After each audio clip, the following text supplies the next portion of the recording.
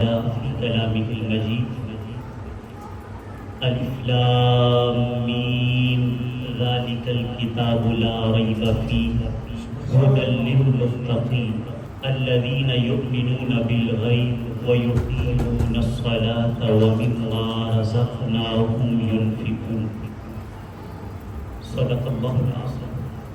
درود پاک پڑھ لیں. صلاۃ والسلام علیک یا رسول اللہ وعلی آلک و اصحابک یا سیدی یا حبیب اللہ.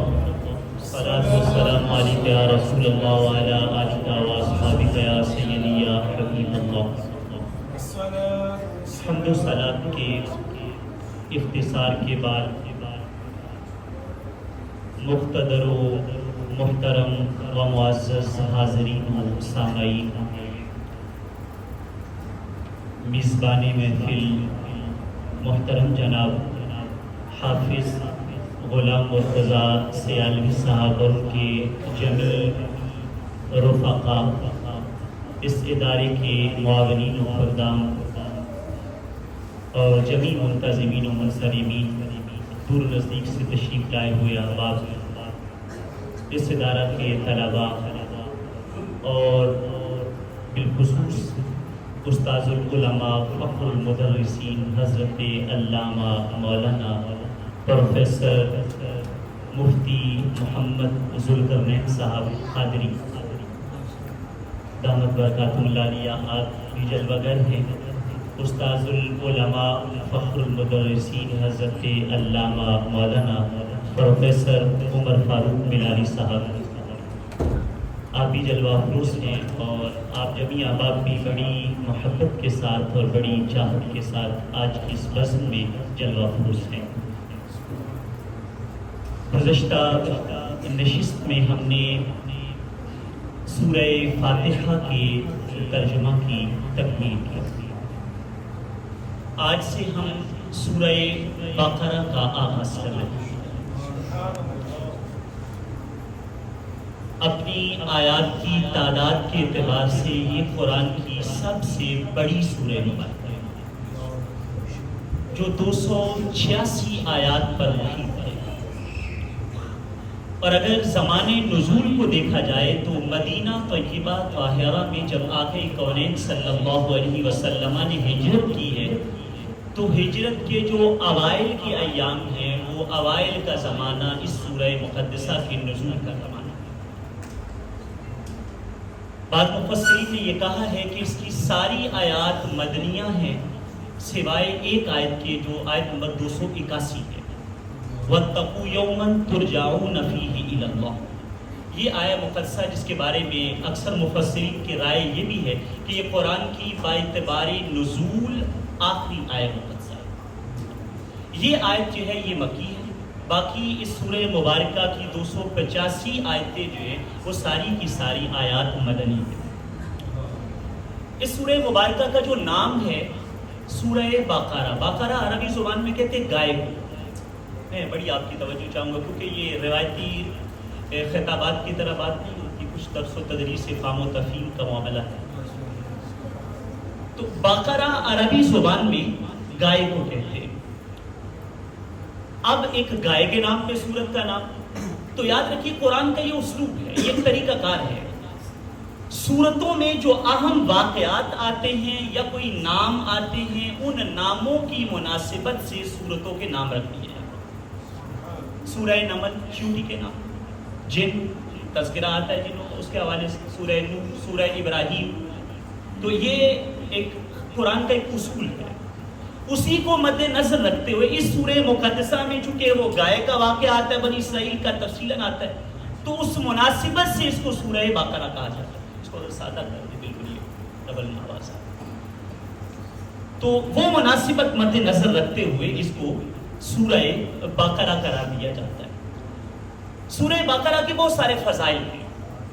صحیح مسلم میں آقا کونین صلی اللہ علیہ وسلم کا ایک فرمان جو حضرت ابو امامہ باہلی رضی اللہ تعالیٰ عنہ سے مروی، امام الانبیاء علیہ السلام نے فرمایا اقرأوا القرآن، فرمایا قرآن پڑھا کرو، فَإِنَّهُ يَأْتِي يَوْمَ الْقِيَامَةِ شَافِعًا لِأَصْحَابِهِ، فرمایا جب قیامت کا دن آئے گا تو قرآن اپنے پڑھنے والوں کی شفاعت کرے گا.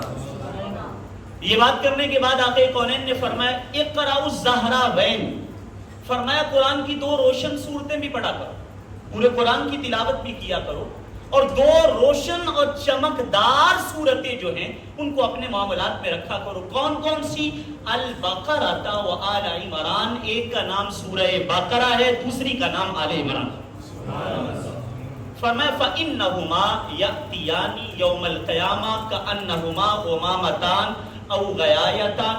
فرمایا قیامت کا جب دن آئے گا تو یہ 2 صورتیں یا تو بادل بن کے لوگوں پر سایہ کریں گی یا سائے بان بن کر ان پر سایہ کریں گی. اور پھر آگے ارشاد فرمایا یہ پرندوں کا ایک جھنڈ بن کر، ایک کثرت کے ساتھ جو ہجوم ہوتا ہے نا پرندوں کا، ایسے کثرت کے ساتھ پرندوں کی صورت میں جمع ہو کے یہ صورت اپنے پڑھنے والوں کے اوپر سایہ فگن ہو جائے گی. پھر امام الانبیاء علیہ السلام نے فرمایا اقرأوا البقرہ، فرمایا سورہ بقرہ کو پڑھا کرو، فإن أخذها برکہ، اس کو پکڑ لینا یہ برکت ہے، وترکها حسرہ، اس کو چھوڑ دینا یہ حسرت اور ندامت ہے، ولا تستطيعها البطل، اور فرمایا یاد رکھو جادوگر جتنا بھی بڑا جادوگر ہو سورہ بقرہ کا گھیرا توڑ نہیں سکتا. کتنا بڑا انعام ہے سورہ بقرہ، کتنا بھی بڑا کوئی جادوگر تستطيعها البطل، کوئی باطل کرنے والا، کوئی ابطال کر سورہ بقرہ کو توڑ نہیں سکتا. عجیب بات ہے، آج در در کوئی بنگالی بابے کے پاس، کوئی کسی بابے کے پاس، کوئی چرسی کے پاس، کوئی بھنگی کے پاس گھٹنے ٹیک رہے، میرے اوپر جادو ہو گیا. آقا کونین فرما رہے سورہ بقرہ پڑھ، کوئی جادوگر تیرے اوپر جادو کو اثر انداز نہیں کر سکتا. سورہ بقرہ سے تعلق جوڑا جائے. ایک اور روایت جو صحیح ابن حبان میں ہے، حضرت سہل بن سعد الساعدی رضی اللہ تعالیٰ عنہ آپ راوی ہیں. امام الانبیاء علیہ السلام نے ارشاد فرمایا سورہ بقرہ کے حوالے سے، فرمایا لِكُلِّ شَيْءٍ سِنَامٌ وَسِنَامُ الْقُرْآنِ سورۃ البقرہ.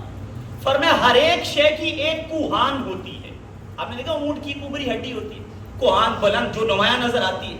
فرمایا ہر ایک شے کی ایک کوہان ہے، اور قرآن کی کوہان سورہ بقرہ پورے قرآن میں نمایاں نظر آتی ہے. بڑی صورت ہے، فضائل کے اعتبار سے برکات بھی بہت ساری ہیں. پھر امام الانبیاء علیہ السلام نے ارشاد فرمایا من قرأها فی بیتہ لیلا، جس نے اس کو رات میں اپنے گھر میں پڑھا، رات کو جس نے اس سورت کو اپنے گھر میں پڑھا، لم یدخل الشیطان بیتہ ثلاث لیال، فرمایا پڑھا ایک رات میں 3 رات تک شیطان اس کے گھر میں داخل نہیں ہو سکتا. شیطان 3 رات تک اس کے گھر میں داخل نہیں ہو سکتا. پھر ارشاد فرمایا ومن قرأها فی بیتہ نہارا، جس نے دن کے وقت کی سورہ مقدسہ کو اپنے گھر میں پڑھا، لم یدخل الشیطان فی بیتہ ثلاثۃ ایام، فرمایا 3 دن تک شیطان اس کے گھر میں داخلہ نہیں کر سکتا. وہاں 3 راتوں کے لفظ بولے، یہاں 3 دن کے لفظ بولے.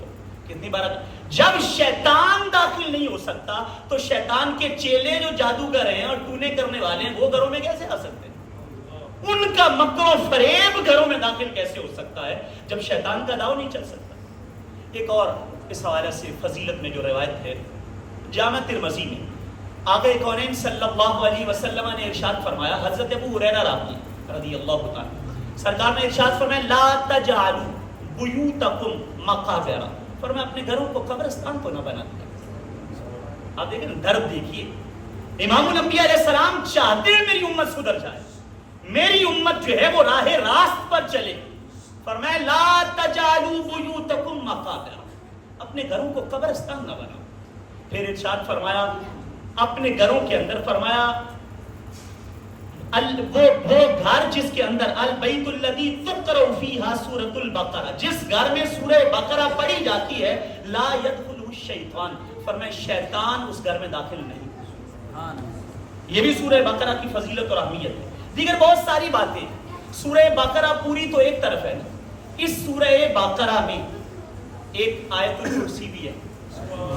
کتنی برکات کی حامل، کتنے فضائل، کتنے برکات. آقا کونین نے ارشاد فرمایا جو بندہ فرض نماز کے بعد ایک بار آیت الکرسی پڑھ لے اس میں اور جنت میں فاصلہ صرف موت کا ہے، صرف موت کا فاصلہ ہے. ادھر اس کا سانس ٹوٹے گا، ادھر رب ذوالجلال اس کو جنت کا راہی بنا دے. اتنی برکات آیت الکرسی میں. پھر سورت کے آخر میں جو دو آیتیں آمن الرسول سے آخر تک، امام الانبیاء علیہ السلام کا فرمان جامع ترمذی میں ہی ہے. آپ نے ارشاد فرمایا آیتان من آخر سورت البقرہ من قرأہما فی لیلۃ کفتہ. فرمایا سورہ بقرہ کی آخری دو آیتیں جس نے رات سونے سے پہلے ان دو آیتوں کو پڑھ لیا کفتہ، یہ دو آیتیں اس کے لیے کافی ہو جائیں. آپ شارحین حدیث اس لفظ کی تشریح کرتے ہیں. کفتہ کا مطلب کیا ہے؟ کہتے ہیں ایک مطلب یہ ہے کفتہ من قیام اللیل. فرمایا دو آیتیں پڑھ لے، تہجد نہیں بھی پڑھ سکا تو اسے پوری رات کی نفلی عبادت کا ثواب مل جائے.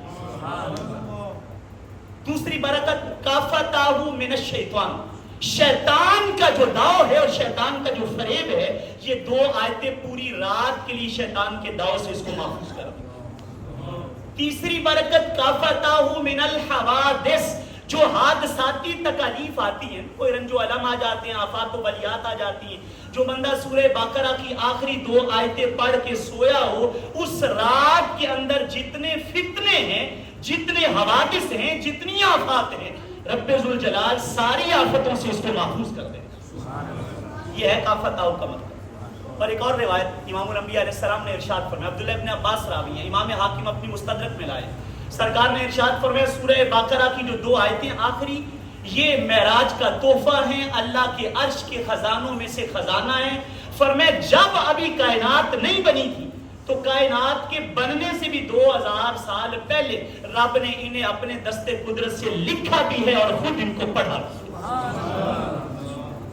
حضرت فاروق اعظم رضی اللہ تعالیٰ، حضرت عبداللہ ابن عباس رضی اللہ تعالیٰ عنہما، آپ ایک بات کہا کرتے تھے، کہتے بندہ تھوڑا سا بھی سیانا ہو، بڑی دانائی تو بہت بڑی بات، تھوڑا سا بھی سیانا ہو، تھوڑا سا بھی دانا بندہ ہو، کبھی بھی ان دو آیتوں کو پڑھے بغیر سوئے گا.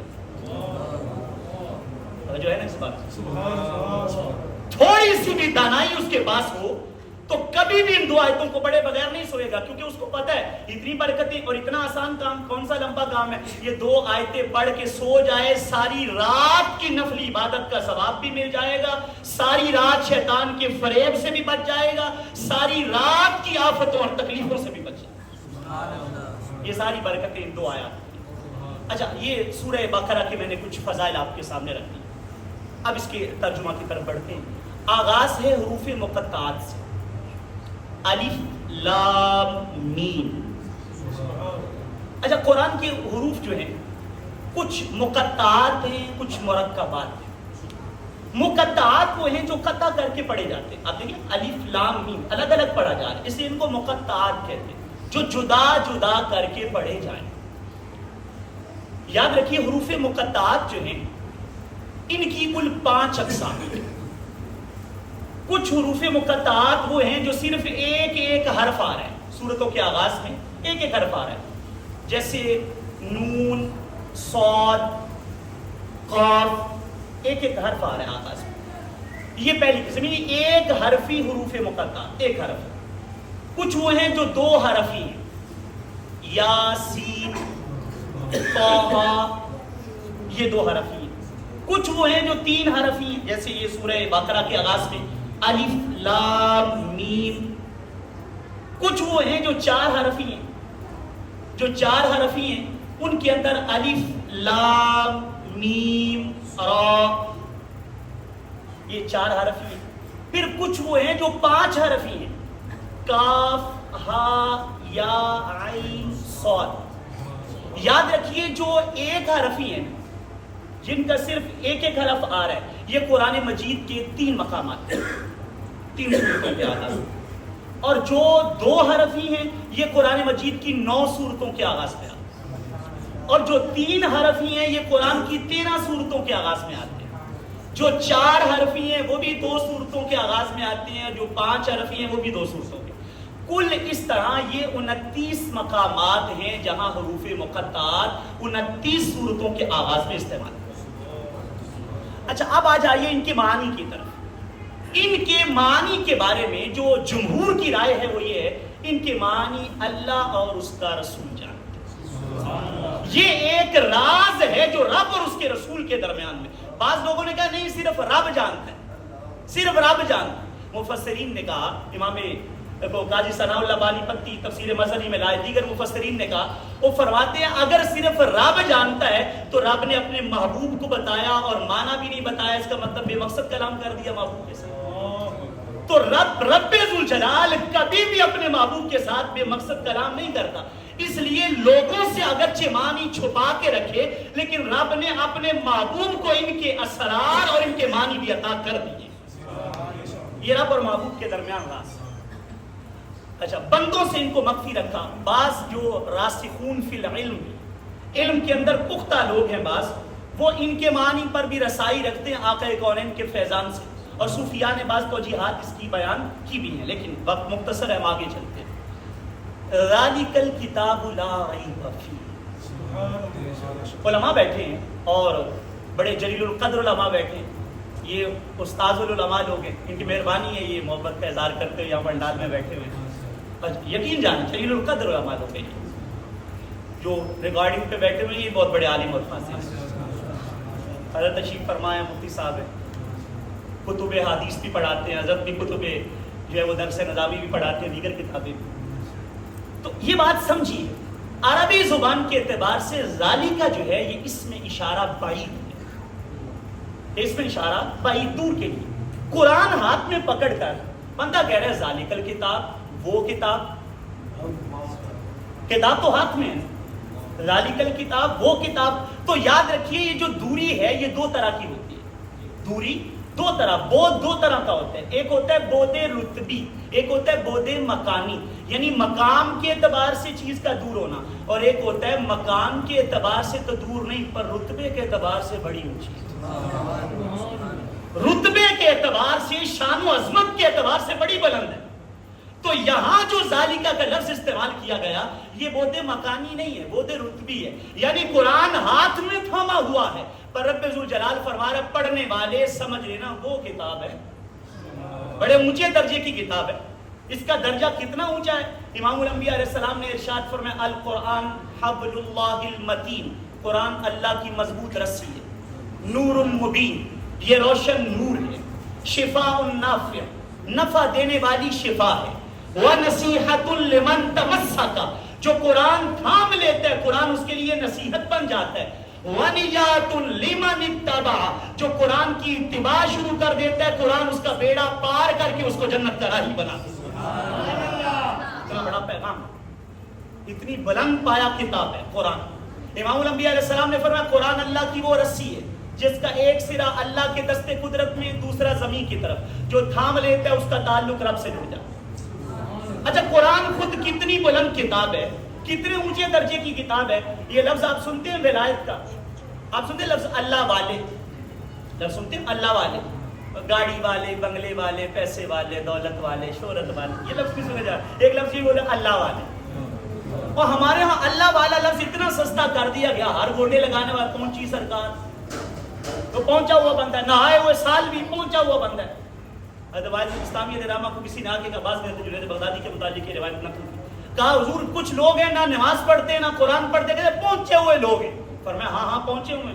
تو انہیں حضرت جی ایسے ہی پہنچ گئے تو ہمیں بھی آسان طریقہ بتا دیتے نا آپ. نماز بھی، قرآن بھی، روزہ بھی، حج بھی، زکوٰۃ بھی، پھر کہیں جا کے دعائیں کرنا رو رو کے، پھر رب کے کرم پہ امید رکھنا، یہاں سیدھے ہی پہنچ گئے. آپ نے فرمایا پوچھ تو لوگ کدھر پہنچے ہوئے ہیں؟ جہنم میں پہنچے. اور دین کو چھوڑ کے، قرآن کو چھوڑ کے بندہ بھی کہیں پہنچتا ہے. حضرت اقبال فرماتے ہیں نا قرآن میں ہو ہوتا زن ہے مرد مسلمان، اللہ کرے تجھ کو عطا جدت کردار. کردار سوارنا ہے تو قرآن تھام، قرآن سے تعلق جوڑو. اقبال سے پوچھا قرآن کہاں سے سمجھا ہے؟ کہتے رمز قرآن از حسین مختلف. کہتے میں نے قرآن امام حسین سے سیکھا ہے. کہتے اس کا کیا مطلب ہے؟ کہتے مطلب یہ ہے مجھے تو تب سمجھ آئی، سارے کٹ بھی گیا تو قرآن جاری ہے، پھر پتا چلا قرآن تو اپنے پڑھنے والے کو کبھی مرنے دیتا ہی نہیں. سر کٹا بھی ہوتا ہے تو قرآن کی تلاوت ہے.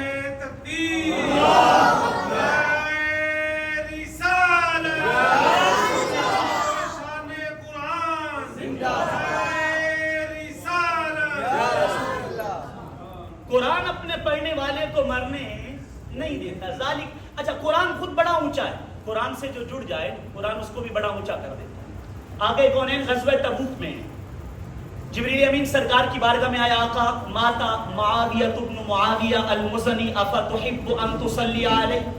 سرکار آپ کی ایک جانثار ہے، نام ہے معاویہ بن معاویہ المزنی. یہ حضرت امیر معاویہ نہیں، یہ اور صاحب، ان کا انتقال ہو گیا. حضور آپ چاہیں گے آپ ادھر ہی ان کا جنازہ پڑھ لیں. اچھا سینکڑوں میل دور ہیں، آپ چاہتے ہیں آپ یہاں پہ ان کا جنازہ پڑھ دیں؟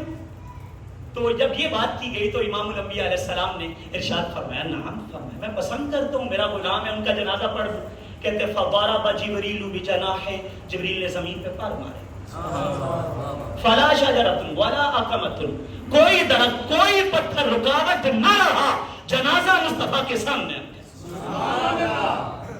اچھا لوگ بات سنا دیتے غور نہیں کرتے. وہ جبریل نے پر مارے، جنازہ سامنے آ گیا. میں نے کہا جبریل کون ہے؟ سرکار فرماتے ہیں مجھے اللہ نے 4 وزیر دیے ہیں، وزیران فی السماء و وزیران فی الارض، 2 وزیر آسمان میں 2 زمین میں. جبریل اور جو ہے وہ میکائیل یہ آسمانوں میں اور زمین کے اندر ابو بکر و عمر. تو جس کے وزیروں کی شان یہ ہے اس آقا کا اپنا مقام و مرتبہ ہے. وزیروں کا مقام یہ شان ہے. خدمتگاروں کی سردار کا عالم کیا ہوگا جب ان کے گدا پر دیتے ہیں شاہان زمانہ کی جھولی. تو کملی والے آقا کے اختیار کا عالم کیا ہوگا. جب حسن تھا ان کا جلوہ نما انوار کا عالم کیا ہوگا. ہر کوئی فدا ہے بن دیکھے دیدار کا عالم کیا ہوگا. زمین پہ پر مارے تو جنازہ سامنے. آگے کونین نے جنازہ پڑھا. فصلی علیہ النبی صلی اللہ علیہ وسلم وصلی خلفہ صفانی من الملائکہ فی کل صف 70,000. کہتے سرکار نے جنازہ پڑھایا، صحابہ تو کھڑے تھے جو کھڑے تھے، پیچھے 2 صفیں فرشتوں کی بھی تھی. 2 صفیں فرشتوں کی بھی ہیں. کتنا خوش نصیب ہے فرشتے. کتنے فرشتے؟ 2 صفیں، اور ہر صف میں 70,000 فرشتے. ہر ایک صف میں 70,000 فرشتہ کھڑا ہے. جب جنازہ پڑھا گیا سرکار نے فرمایا جبریل کرو نا اپنی زبان سے اعلان، بمن اعلی هذه المرتبہ، اس مقام پہ پہنچا کیسے میرا غلام. ان کا جی بحبہ قل هو اللہ احد ذاہبا وجائیا وقائما وقائدا. قرآن کی صرف ایک سورت سے پیار کیا ہے، قل هو اللہ احد سے رب نے اتنا اونچا مرتبہ عطا کیا. قرآن کی ایک سورت سے پیار کرنے والے کو قرآن یہاں لے جاتا ہے تو پورے قرآن کو کثرت سے پڑھا جائے تو کتنا اونچا مقام اور شان مل جائے. قرآن کے ساتھ تعلق جوڑنے سے شان اونچی ہو جاتی. اچھا ایک اور روایت جو صاحب مشکات لاتے ہیں، حضرت فاروق اعظم رضی اللہ عنہ کے مقرر کردہ ایک نگران تھے حضرت نافع. آپ ملاقات کے لیے آئے تو حضرت عمر نے پوچھا بھئی پیچھے کس کو نگران بنا کے آئے ہو؟ انہوں نے کہا جی ابن ابزہ کو. جی ابن ابزہ کون ہے؟ کہا ہمارے آزاد کردہ غلاموں میں سے غلام ہے. غلام کو بنا کے آگے نگران. آزاد بندہ کوئی نہیں ملا. یعنی جو ایک غلام ہے آزاد کرتا ہے، اگرچہ کوئی اور بندہ نہیں ملا، آپ اس کو نگران بنا کے آ گئے. انہوں نے کہا جناب اس کی شان یہ ہے انہ قاری لکتاب اللہ وعالم بالفرائض، وہ قرآن کا قاری بھی ہے اور وراثت کے مسائل کا علم رکھنے والا بھی ہے، قرآن پڑھنے والا ہے.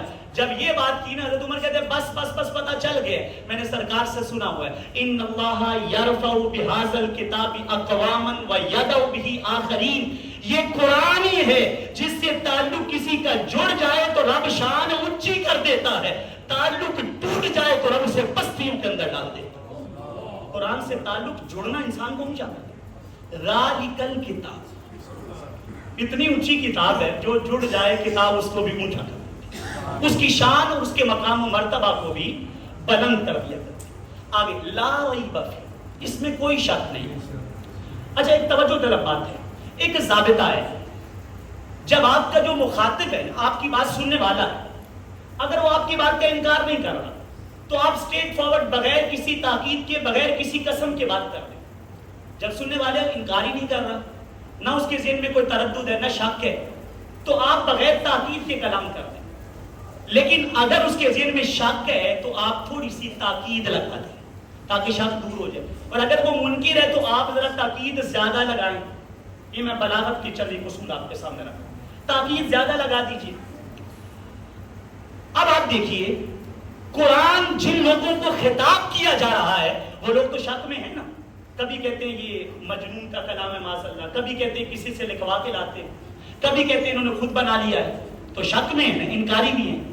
قرآن میں چاہیے تھا نا کوئی قسم لگا کے، کوئی تاکید لگا کے کہا جاتا قرآن میں کوئی شک نہیں، بس سیدھا سیدھا ذالک الکتاب لا ریب فیہ، کوئی شک نہیں۔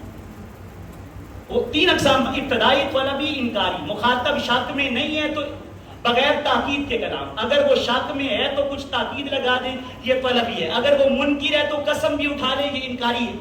تین صورتیں ہیں، مگر آپ اسی بلاغت کے اصولوں پہ علماء جانتے، جب تھوڑا آگے بڑھیں تو ایک مقام وہ بھی آتا ہے، کبھی کبھی منکر کو غیر منکر کے درجے پہ رکھ کے کلام کرتے ہیں۔ ہے بندہ منکر جو سننے والا ہے، انکار کر رہا ہے، مگر آپ اس کو اس درجے پہ رکھ رہے ہیں گویا وہ منکر نہیں۔ کہتے ہیں یہ اس وقت کرتے ہیں جب دلیلیں اتنی زیادہ ہوں، روشنی اتنی ہو، دن چڑھا ہوا ہو، تو بندہ کیا دلیلیں دے، یار مان جا دن چڑھا ہوا ہے، نہیں مانتا تو نہ مانے، سارا زمانہ مان رہا ہے دن چڑھا ہوا ہے۔ تو قرآن مجید نے تاکید نہیں لگائی، لا ریب فیہ سیدھا کہہ دیا، کیوں؟ کیونکہ اس بات میں کوئی شک، وہ لوگ اگرچہ کر رہے تھے، ان کے ذہنوں میں شک تھا، زمانے میں کسی کو شک نہیں تھا، بڑے بڑے شاعر مان گئے۔ امام الانبیاء علیہ السلام نے حضرت علی کو دے کے بھیجا نا جب سورہ کوثر کعبے کی دیوار پہ لگا دو، وہ بڑے بڑے حاسق شعراء تھے، بڑے بڑے نامور شعراء، اور اپنا کلام جب کسی اور کا کلام دیکھتے اس سے بہتر کلام لاتے تو قرآن کلام اتار کے اپنا لگا دیتے۔ قرآن کی سورۃ کوثر لگائی گئی، مدتوں تک وہاں آویزہ رہی، کسی میں ہمت نہیں ہوئی سورہ کوثر کو تھا۔ بالآخر ان بڑے بڑے شعراء کو یہ ماننا پڑا اور آگے لکھنا پڑا، اِنَّا أَعْطَيْنَاكَ الْكَوْثَرَ فَصَلِّ لِرَبِّكَ وَانْحَرْ إِنَّ شَانِئَكَ هُوَ الْأَبْتَرُ۔ یہ تین آیتیں پڑھ کے نا آگے بڑے بڑے جو شاعر تھے نا لکھ گئے، مَا هَذَا كَلَامُ الْبَشَرِ، اس کا جوڑ کیا لائیں، یہ کسی بشر کا کلام ہے ہی نہیں، یہ کسی بشر کا کلام ہے۔ میرے امام کہتے تیرے آگے سب ہیں دبے لچے، فصحا عرب کے بڑے بڑے، کوئی جانے منہ میں زبان نہیں بلکہ جسم میں جان آئے گا قرآن۔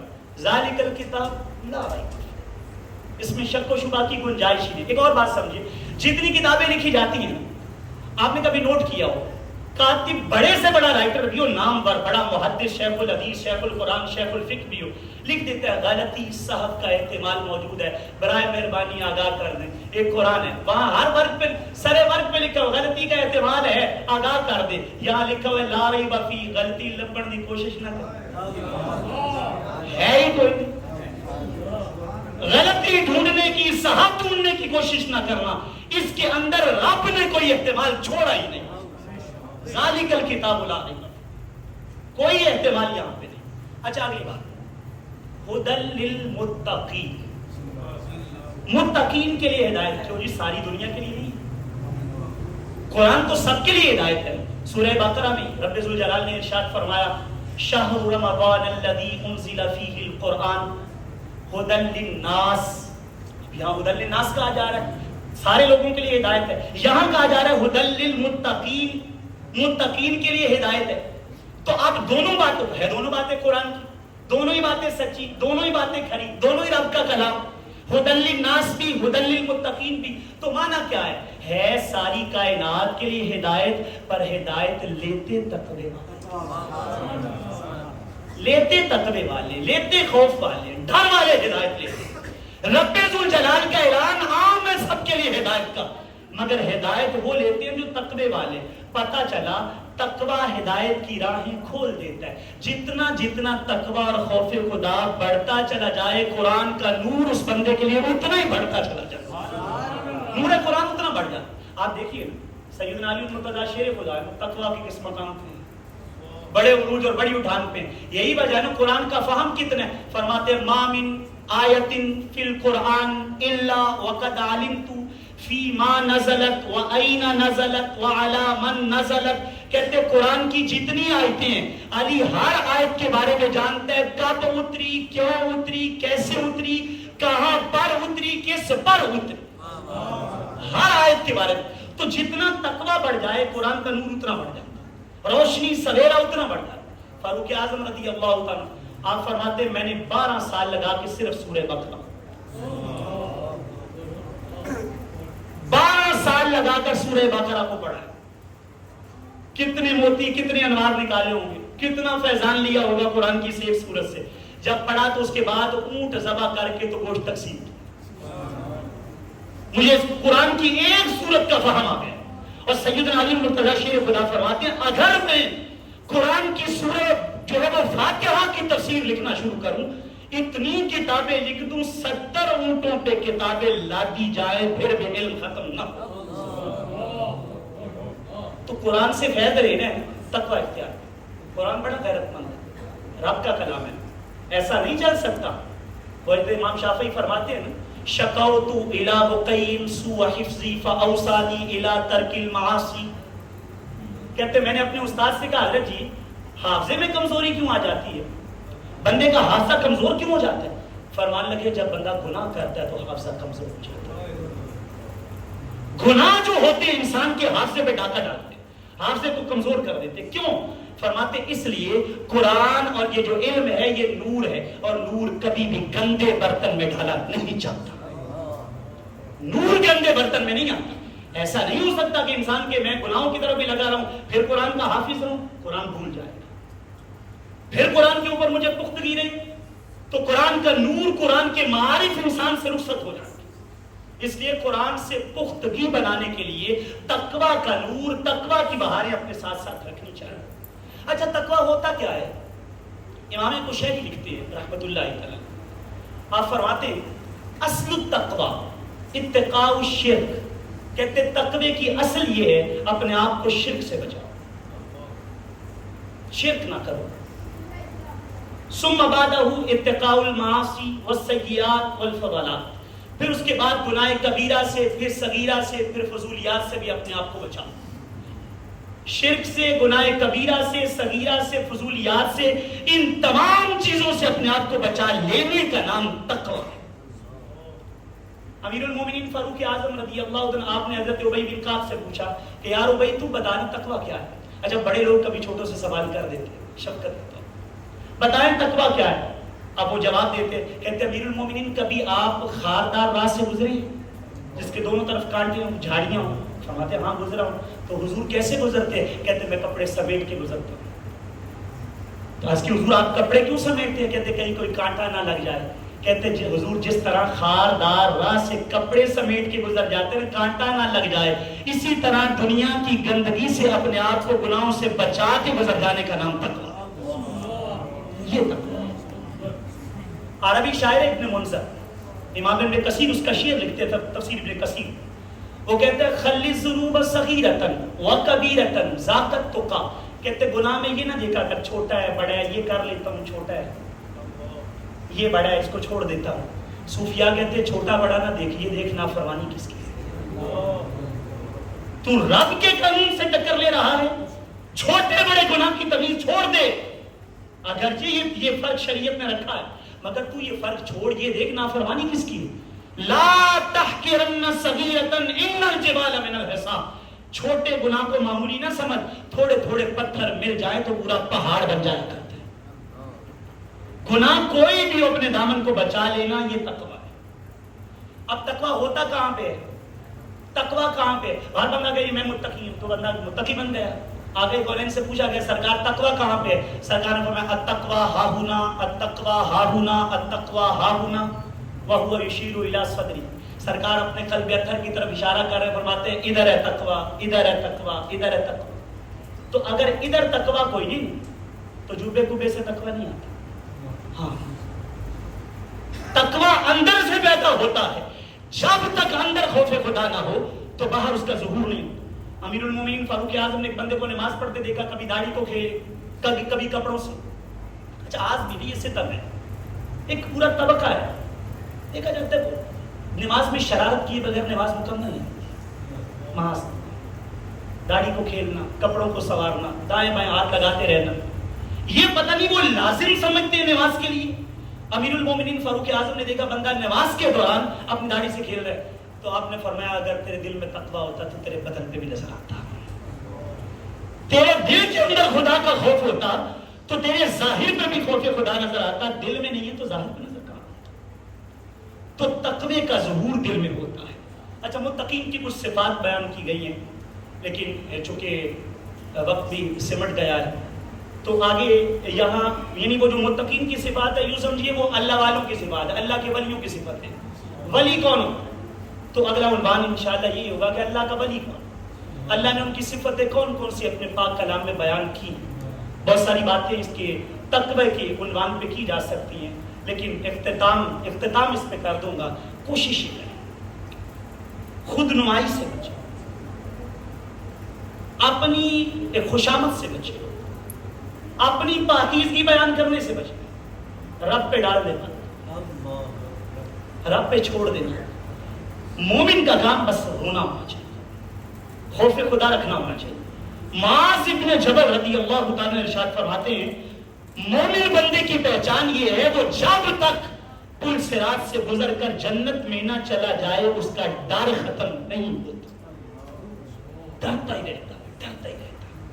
تو یہ ڈر رہنا طبیعت کے اندر، یہ ڈر رہنا، یہ خوف رہنا طبیعت کے اندر، یہ تقویٰ ہے. اپنی طبیعت میں خوف لائیں. بات دوسرے پہ ڈالنے کی بجائے فلاں ٹھیک نہیں، فلاں ٹھیک نہیں، فلاں ٹھیک نہیں، وہ اپنی خرابیوں کو پسے پشت ڈال کر ہر شخص کہہ رہا ہے زمانہ خراب، برے بندے نو لبن ٹرے آتے برا نہ لبا کوئی تے جد میں اندر جاتی ماری میں تھوں برا نہ. اگر اپنے آپ کو سنوارنے کی کوشش کی جائے زمانہ سنور جائے، زمانے میں انقلاب آ جائے، نکھر جائے. تو اللہ والوں کا رنگ یہ ہے وہ انقلاب اپنی ذات سے شروع، وہ قانون کا نفاذ اپنی ذات سے شروع کرتے، وہ تقوی کا جو نفاذ ہے وہ اپنی ذات سے شروع کرتے. تو پہلے تقوی اپنی ذات پہ نافذ کیا جائے. جب اپنی ذات کو انقلاب کے سانچے میں ڈالا جائے گا. میرے استاد گرامی شیخ الحدیث و تفسیر علامہ پیر مفتی محمد نصرت اللہ مجدی رحمۃ اللہ، اللہ کروڑوں رحمتیں آپ کی قبر میں کرے. آپ محفل پہ جاتے تھے، لوگوں نے جھنڈیاں لگائی ہوتی، بتیاں لگائی ہوتی. استاد فرماتے اچھی بات ہے، آپ نے اتنی جھنڈیاں، آپ نے اتنی بتیاں لگائی ہیں، آپ سے گزارش ہے کوئی ایک بتی اپنے دل میں بھی لگائے. یہ جملہ ہے ہمارے قائد کا، کوئی ایک بتی اپنے دل میں بھی لگائے. کیونکہ باہر کی بتیاں باہر اجالا کرتی ہیں، دل کی بتی اندر اجالا کرتی ہے. عشق سرکار کی ایک شمع جلا لو دل میں، بعد مرنے کے قبر میں بھی اجالا ہوگا، اور خاک صورت سے اندھیروں کا ازالہ ہوگا. آپ آئیں تو میرے گھر میں اجالا ہوگا. اللہ رب العزت توفیق نصیب فرمائے. آمین. وآخر دعوانا الحمدللہ وما توفیق